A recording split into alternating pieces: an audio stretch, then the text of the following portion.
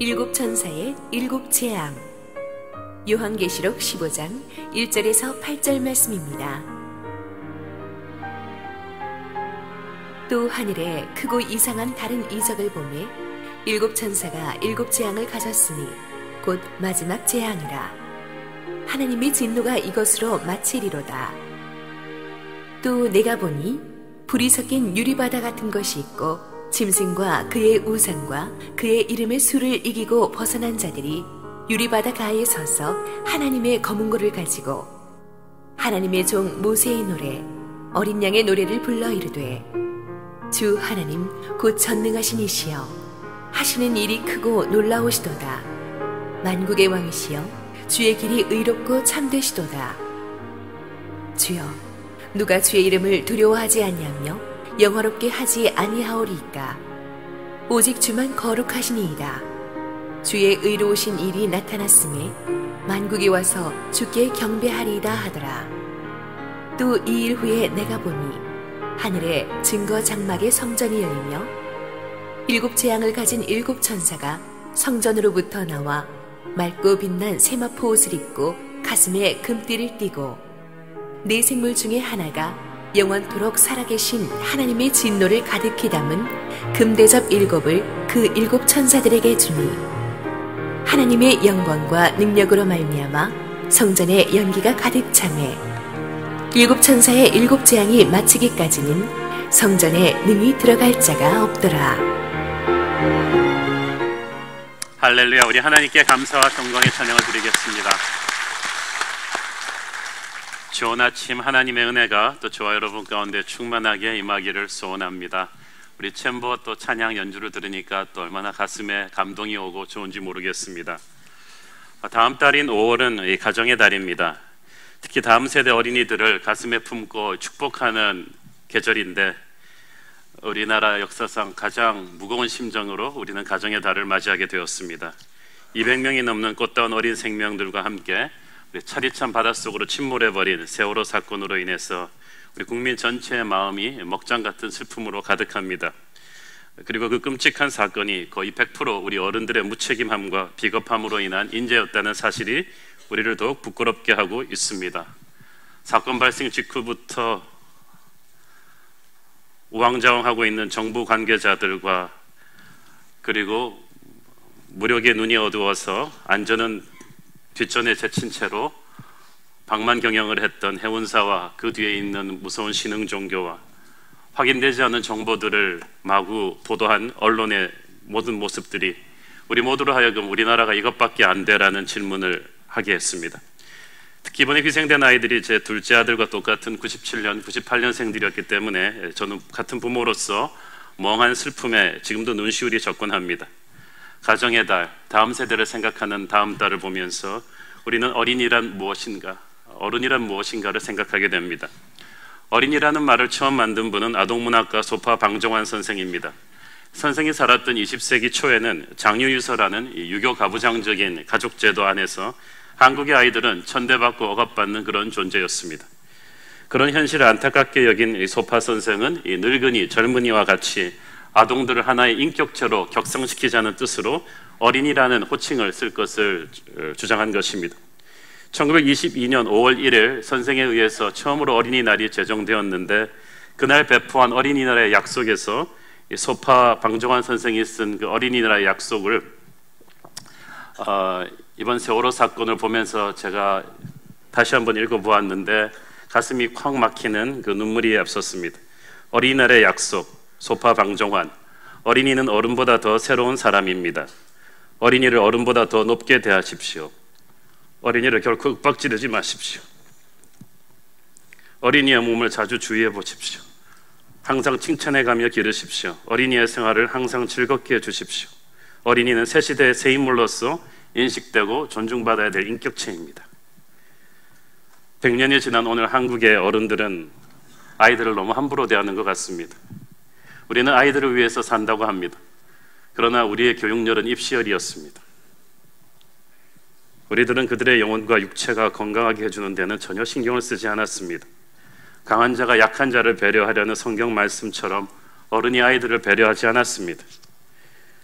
우리 크리스천들이 깊이 회개하고 각성해야 합니다. 그렇지만 회개하고 기도도 해야 되지만 결코 침묵만 하고 있어서는 안 됩니다. 우리는 말과 행동으로 이 땅에 정의를 말해야 합니다. 정직을 말해야 합니다. 확인되지 않은 정보를 옮기면서 우왕좌왕할 필요는 없지만 분명하게 분노해야 될 것은 분노해야 되고 슬퍼해야 될 것은 슬프게 표현해야 됩니다. 이 땅은 천국이 아닙니다. 죄인들이 모여 사는 불완전한 세상입니다.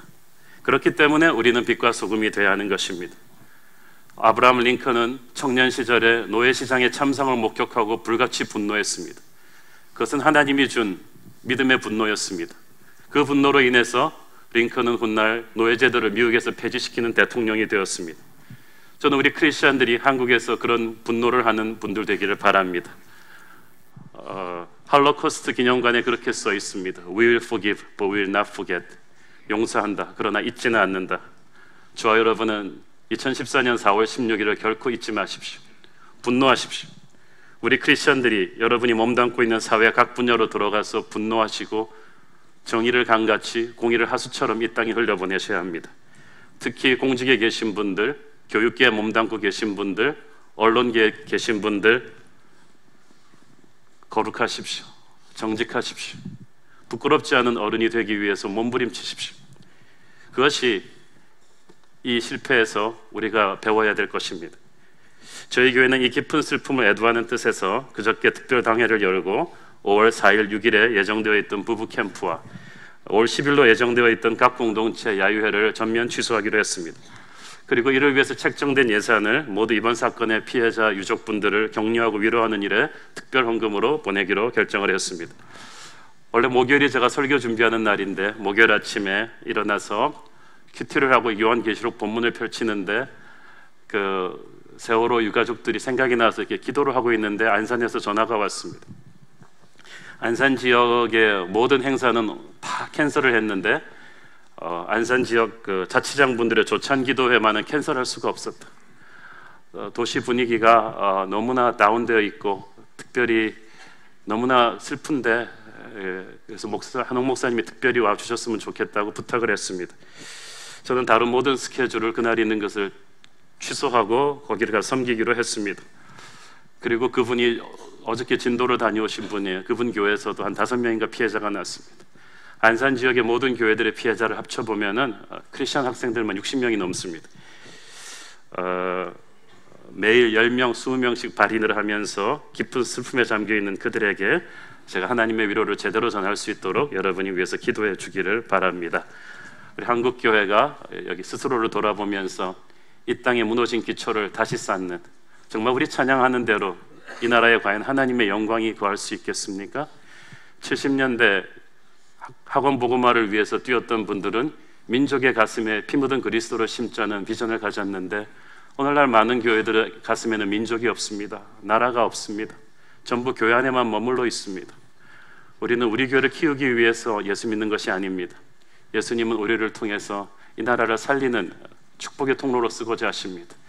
나라를 품고 민족을 품고 기도하는 여러분 되기를 바랍니다. 특별히 다음 세대에게 부끄럽지 않은 어른들이 되도록 저와 여러분이 그렇게 살 수 있기를 바랍니다. 함께 기도하시고 하나님의 말씀 보겠습니다. 사랑하는 아버지, 은혜를 감사합니다. 절망 같은 현실 가운데서 정말 이 죄 많은 이 세상이 우리의 있을 곳이 아님을 다시 한번 깨닫게 해주십니다. 하나님께서 오늘 말씀을 통해서 영원한 하늘을 갈망하는 마음을 우리에게 주시고 이 땅에 남겨놓으신 세월 동안에 하늘의 사람으로서 정의를 흘려보내며 정직을 흘려보내며 하나님의 빛과 소금이 되도록 우리를 깨워주시옵소서. 예수님의 이름으로 기도했습니다. 아멘. 계시록 15장에는 그동안 계속되었던 7 재앙 시리즈의 이제 마지막에 해당되는 마지막 7 대접 재앙이 다뤄지게 됩니다. 7 인의 재앙이 있었고 7 나팔의 재앙이 있었죠. 이제 오늘부터는 이제 7 대접의 재앙인데 7 대접 재앙이 3중 재앙 중에서 마지막 재앙 시리즈입니다. 그래서 굉장히 철저하고 전면적입니다. 1절 같이 읽어보겠습니다. 시작. 또 하늘에 크고 이상한 다른 이적을 보매 7 천사가 7 재앙을 가졌으니 곧 마지막 재앙이라. 하나님의 진노가 이것으로 마치리로다. 하나님의 이 세상을 향한 심판이 이것으로 끝이 난다는 것입니다. 이 7 대접장이 끝나고 나면 이제 계시록의 마지막은 악한 세상을 상징하는 바벨론의 멸망과 새 예루살렘의 등장으로 끝이 날 것입니다. 이제 은혜의 시간은 끝이 났습니다. 인내의 시간은 끝이 날 것입니다.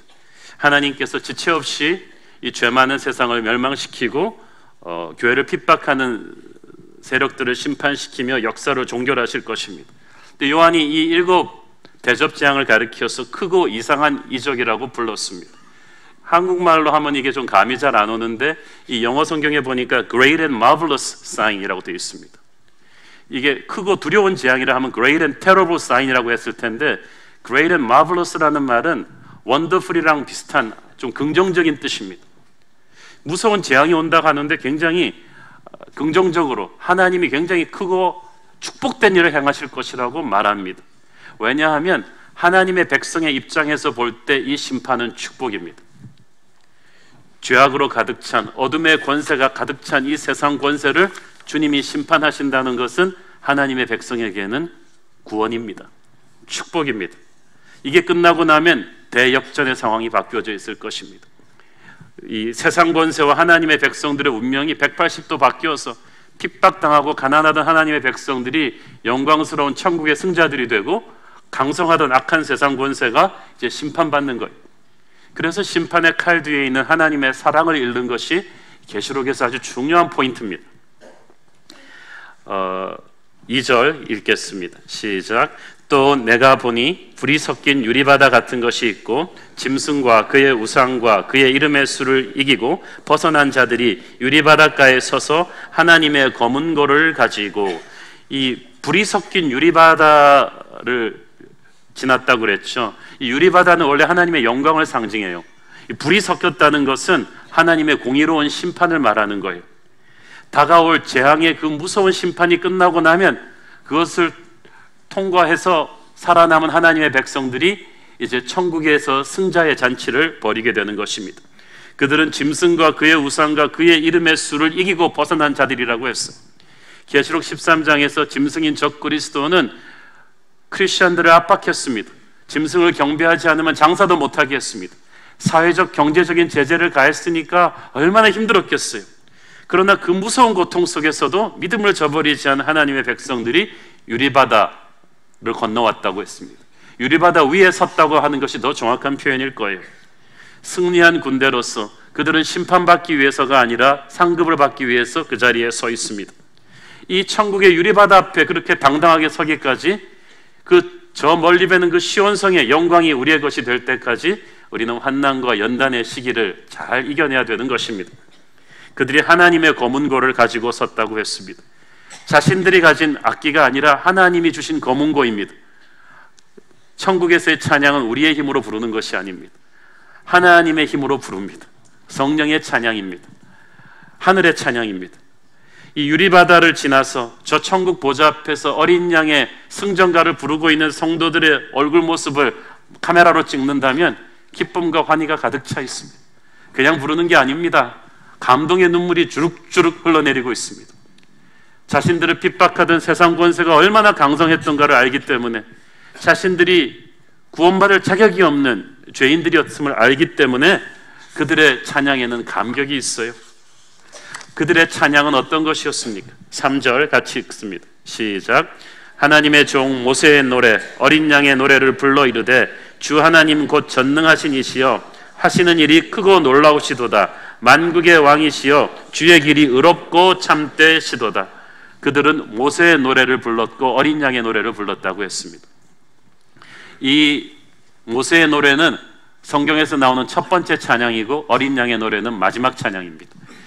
모세의 노래는 과거 이스라엘 백성들이 출애굽할 때 10가지 재앙을 하나님이 이집트에 내려서 이집트의 고집을 꺾고, 그리고 마지막 쫓아오는 애굽의 전차대까지 홍해바다에서 하나님이 수장시키고 길을 내서 이스라엘 백성들을 이끌어내신 다음에 이스라엘 백성들이 너무 그 구원의 감격이 커서 찬양한 바로 그 노래예요. 홍해를 통과한 것은 죽음을 통과하는 구원의 모형입니다.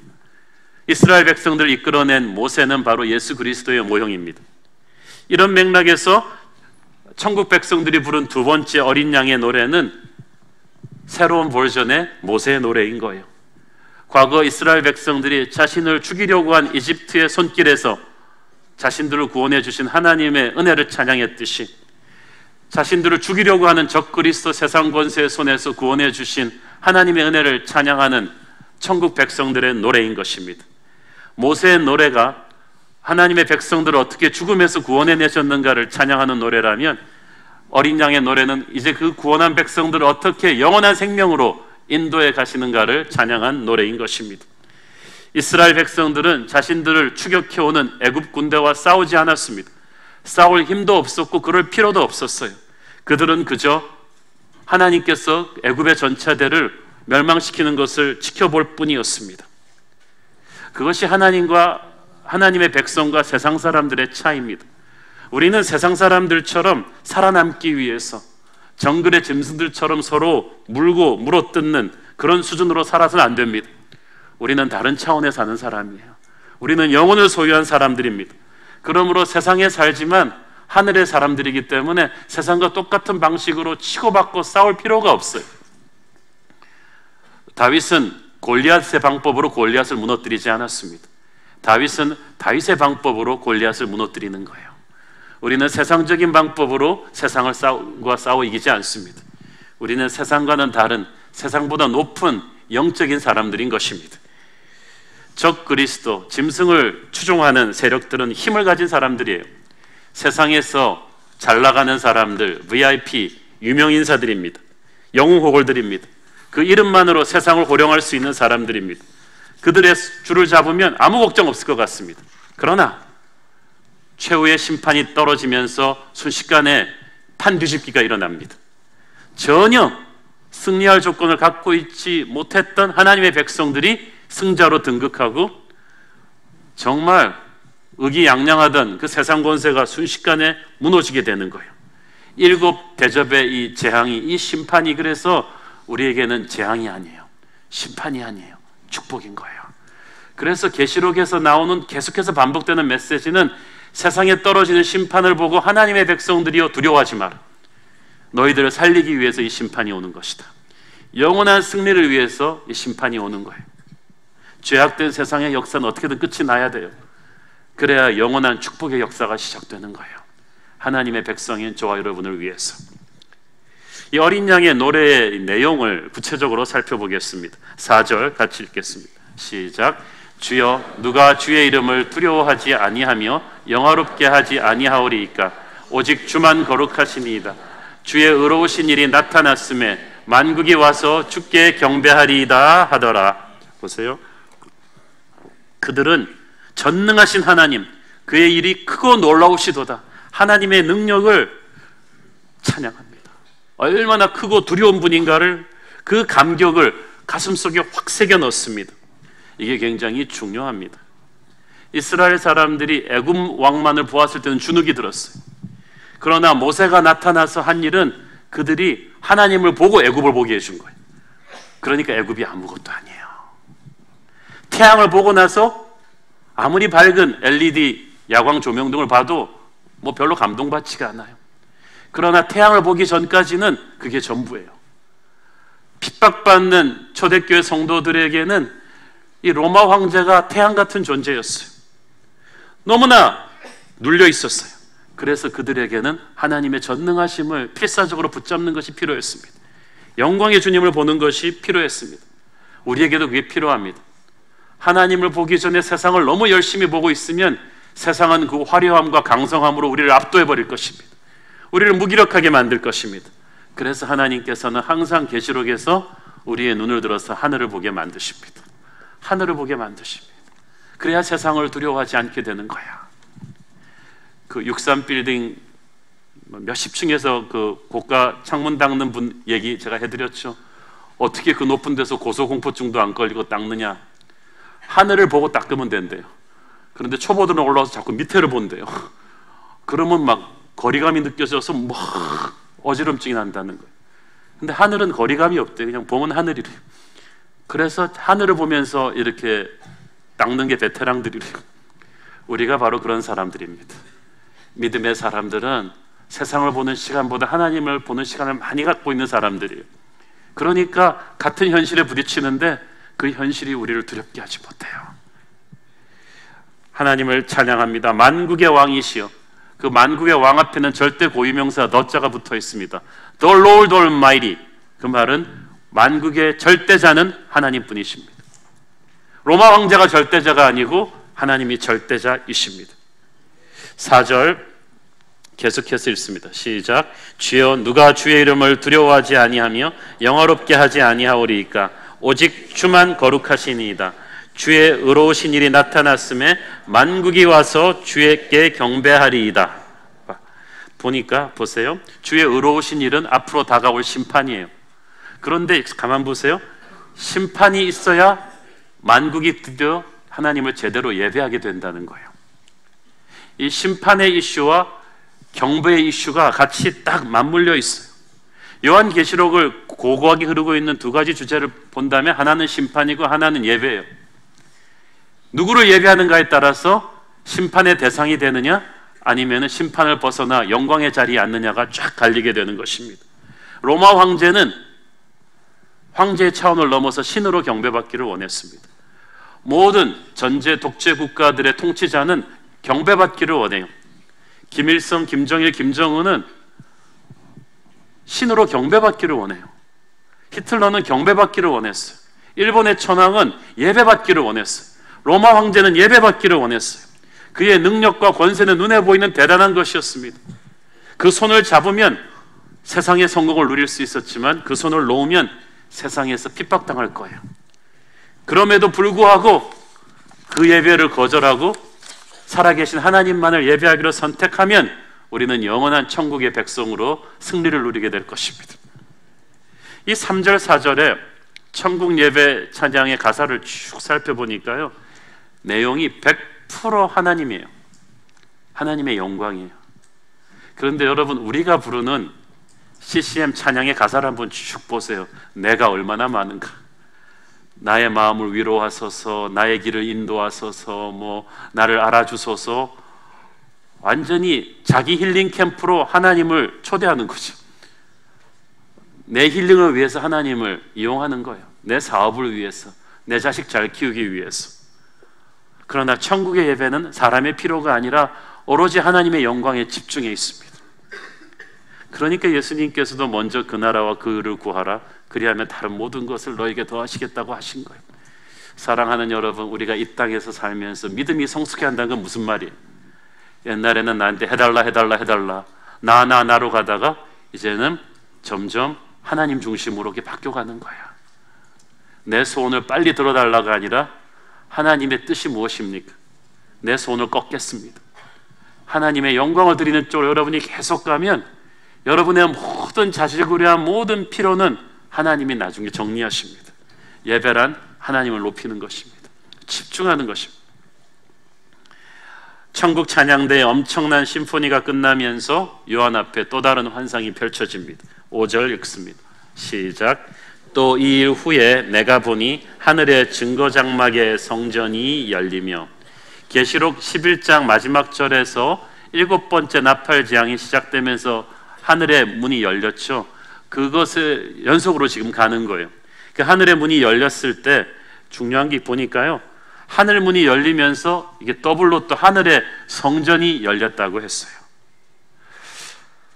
요한계시록에는요, 하늘이 열린다는 표현이 굉장히 자주 나옵니다.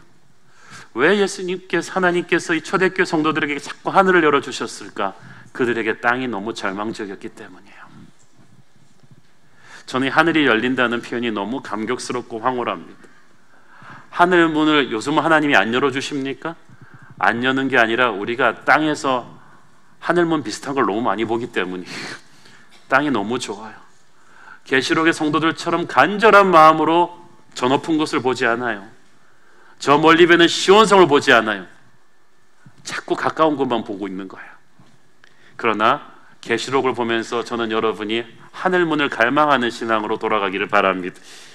하늘이 열린다는 것은, 그때도 제가 설교한 적이 있는 것 같습니다만, 다른 세계가 열리는 거예요. 하늘이 열릴 때는 우리가 예측할 수 있는 일이 일어나는 게 아니에요. 내가 알지 못하던 크고 비밀한 일이 보여지는 것입니다. 신앙은 내가 예측 가능하다면 그거는 과학이지 신앙이 아닙니다. 논리이지 신앙이 아닙니다. 그러나 믿음의 세계는 내 논리의 틀에 둘 수 있는 그런 것이 아닙니다. 여러분은 기도할 때마다 그걸 기대하십니까? 하늘의 문이 열리고 내가 전혀 생각하지 못했던 어젠다가 펼쳐질 것을 기대하십니까? 아니면 판에 박은 듯이 똑같은 일을 기대하십니까? 기도는 기대하는 거예요. 하늘의 문이 열릴 걸 기대하는 거예요. 그래서 지적이고 상식적이고 내 경험에 갇혀있던 내가 깨지고 내가 알지 못하던 평안과 담대함과 새로운 지혜가 쏟아질 것을 기대하는 것입니다. 그것이 하늘의 문을 여는 예배를 드리는 하나님의 사람들이에요. 오늘 여러분의 예배 가운데 하늘 문이 열리기를 바랍니다. 우리가 너무 지적이고 상식적이라서요, 기적을 구하지도 않고 믿지도 않아요. 그러나 진짜 신앙은 하늘 문이 열리는 체험을 하는 거예요. 하늘 문이 열리면 도저히 대책 없이 파탄 나 있던 가정도 회복이 돼요. 하늘 문이 열려면 내가 도저히 감당 안 되던 나의 자녀가 집으로 돌아옵니다. 하늘 문이 열리면 도대체 끊을 수 없던 술 중독, 담배 중독, 음란물 중독도 스르르 끊기는 어떤 능력이 생겨요. 하늘 문이 열리면 내 가슴 속에 있던 분노가 사그라들고 하늘의 평화가 치워지는 걸 느낍니다. 하늘 문이 열리면 꽉 막힌 내 현실에 생각지도 못했던 브레이크드루가 터질 거야. 내가 믿고 의지했던 사람은 다 떠났는데 전혀 뜻밖의 사람이 와서 나를 도와줘요. 하늘 문이 열리면 병든 자가 회복되고 어둠이 떠나는 역사가 일어납니다. 그렇게 노력해도 안 되던 곳에서 목회가 부흥 일어나기 시작하고, 주님 우리에게 하늘 문이 열리는 체험을 하게 하여 주옵소서. 하늘 문이 열리면 우리가 한계 상황을 넘어서요. 3차원 신앙이 4차원 신앙으로 점프해요. 여러분이 하늘 문이 열리는 체험을 하고 나면 기도가 달라질 거예요. 예배가 달라질 거예요. 뜨거운 하나님의 사랑이 몰려오는 걸 느끼면서 전율하게 될 것입니다. 어떤 알 수 없는 어떤 크고 강하신 분의 임재가 여러분을 안고 있는 걸 느끼게 될 거예요. 현실에서 해결된 건 당장 없어요. 그렇지만 불안하지 않아요. 두렵지 않아요. 하늘 문이 열리면서 요한이 하늘의 성전을 봤다고 했어요. 요한 당시에 예루살렘 성전은 파괴된 지 25년이 지났는데, 그런데 그 성전은 모형에 불과했고 진짜가 하늘나라에 있는 거예요. 그 모습이 예루살렘 성전이랑 이미지가 조금 비슷했나 봐요. 그러니까 요한이 성전이라고 알아봤죠. 이미지는 비슷했는데 예루살렘의 성전과는 게임이 안 되는 엄청나게 아름답고 영광스러운 것이었습니다. 저는 하늘나라 성전이 얼마나 아름다울지 저는 상상을 해봅니다. 이 땅의 성전은 닫힌 성전이었어요. 지성소의 문도 닫혀있고 1년에 한 번만 대제사장이 들어가요. 이 땅의 성전이 닫혀있는 것은 우리가 죄로 가득 찼기 때문이에요. 그런데 하늘의 성전에는 주님이 친히 우리의 대제사장이 되셔서 가득히 임재하시기 때문에 하늘의 성전은 지성소가 활짝 열려 있어요. Everything is open. 다 열려 있어요. 그 누구도 하늘의 영광을 가리지 못합니다. 이 영광이 오픈돼서 가득 차니까 하늘의 성전은 우리가 상상하는 것 이상인 거예요.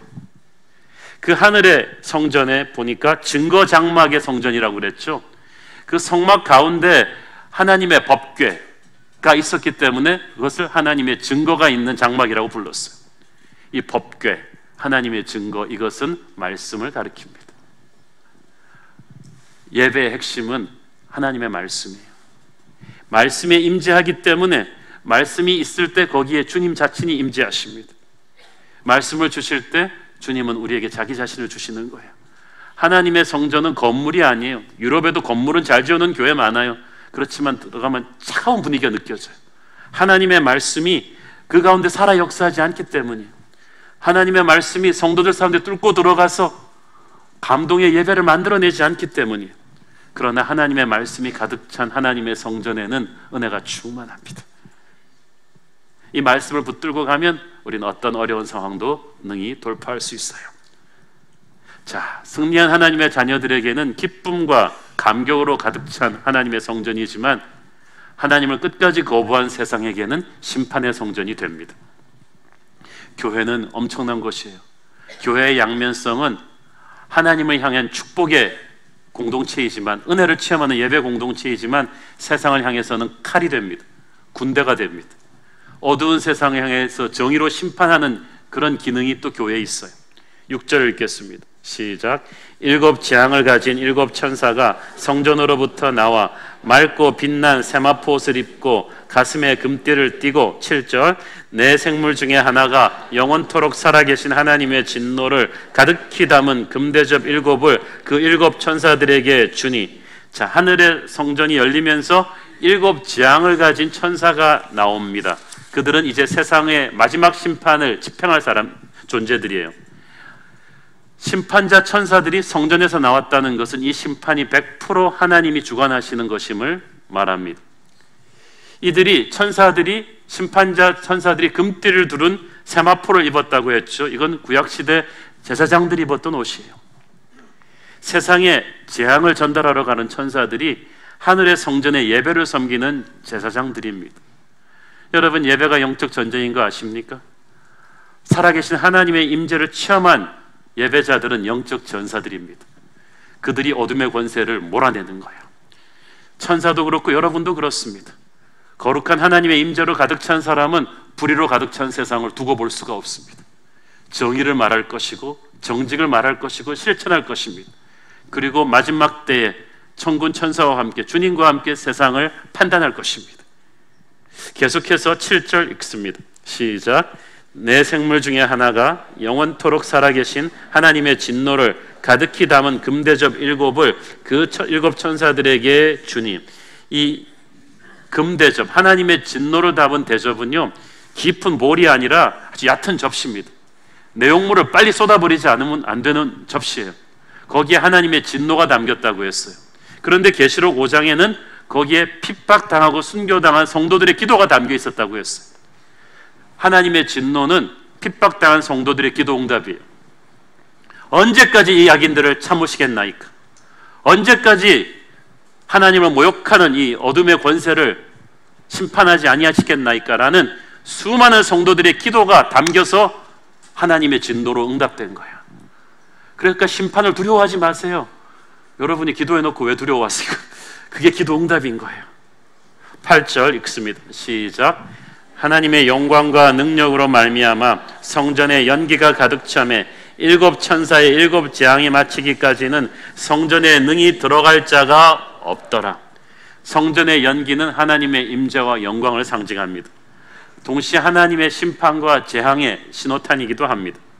7 재앙이 마치기까지는 누구도 성전에 들어갈 자가 없었다는 것은 일단 심판이 시작되고 나서 누구도 하나님을 말릴 수가 없다는 거예요.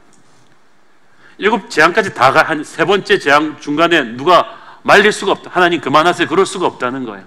끝까지 간다. 하나님은 오래 참으시는 분이지만 언제까지 참으시는 분은 아닙니다. 마지막 심판의 때는 100% 하나님의 진노의 시간입니다. 주님과의 교제의 시간, 중보의 시간, 용서의 시간, 은혜의 시간은 다 지나갔습니다. 복음 전파의 시간, 구원의 시간, 선교의 시간도 다 지나갔어요. 이제는 진노만이 세상에 쏟아질 뿐입니다. 여러분 그거 아세요? 선교도 타임이라는 거, 용서도, 은혜도, 복음도, 축복도 시간이 있어요.